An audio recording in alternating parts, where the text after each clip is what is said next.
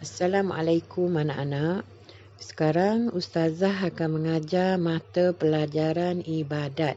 Di dalam mata pelajaran ibadat ni, Ustazah akan ajar tajuk azan. Ustazah rasa anak-anak semua setiap hari akan dengar azan. Sama ada di masjid, di radio, di televisyen. Sebab azan ni akan dilaunkan ataupun kita akan dengar bila masuk waktu solat fardu.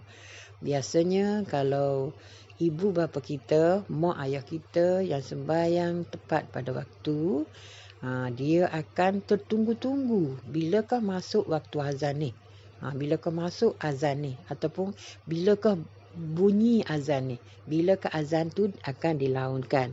Sebab kita semua tahulah bila masuk waktu solat fardu, 5 waktu tu, Zuhur, Asar, Maghrib, Isyak dan Subuh tu, kita akan dengar Bilal akan melaungkan azan. Itu menandakan telah masuk waktu solat.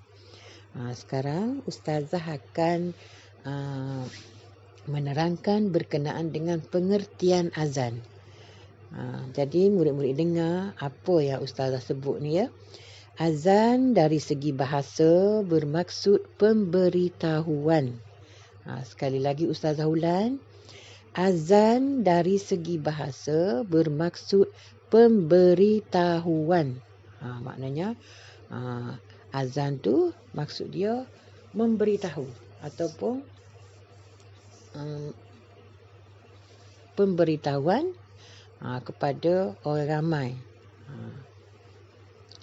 Manakala dari segi syarak pula bermaksud seruan yang dilaungkan untuk memberitahu orang ramai tentang telah masuk waktu solat dengan lafaz tertentu.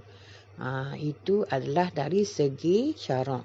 Sekali lagi Ustazah ulang dari segi syarak. Iaitu dari segi syarak bermaksud seruan yang dilaungkan untuk memberitahu orang ramai tentang telah masuk waktu solat dengan lafaz tertentu. Orang yang melaungkan azan ni disebut muazzin ataupun Bilal. Sebab muazzin kita duk panggil tu, dia tu dalam bahasa Arab lah, maknanya muazzin tu tukang azan ataupun tukang bel, kita panggil orang kampung ni panggil tukang bel. Dan Bilal tu pula dia bersempena lah dengan nama Bilal, iaitu sahabat Rasulullah sallallahu alaihi wasallam. Bilal ni orang yang mula-mula sekali melaungkan azan pada zaman Nabi dahululah. Bilal ni sahabat Nabi. Dialah orang yang mula-mula sekali melaungkan azan. Jadi sempena dengan itulah tukang bel hari ni ataupun muazzin hari ni boleh juga kita panggil dengan Bilal, Tok Bilal. Kalau orang kampung panggil tau. Sekarang Ustazah nak pergi pula kepada rukun azan. Orang nak azan ni dia kena tahulah rukun dia. Kalau tak tahu rukun, azan kita tidak sempurna lah. Kita pergi pula kepada rukun azan. Rukun azan terbahagi kepada 3 perkara. Yang pertama, lafaz azan. Kalau kita tak tahu lafaz azan, kita tak boleh nak azan. Kita tak boleh nak azan sebab kita tak tahu lafaz azan. Lafaz azan tu lagu mana? Kalau kita dengar tu lah Allahu Akbar tu. Tu dah. Dan seterusnya lah. Tu dipanggil lafaz azan. Dan yang kedua, orang yang melaunkan azan. Orang yang melaunkan azan. Ya kena ada orang lah. Kalau tak ada orang, tak jadilah azannya. Siapa nak azan kalau tak ada suara tu? Tak bunyi suara. Sebab azan ni kita tahu orang mestilah ada orang barulah boleh azan. Dan yang ketiga, tertib ketika melafazkannya.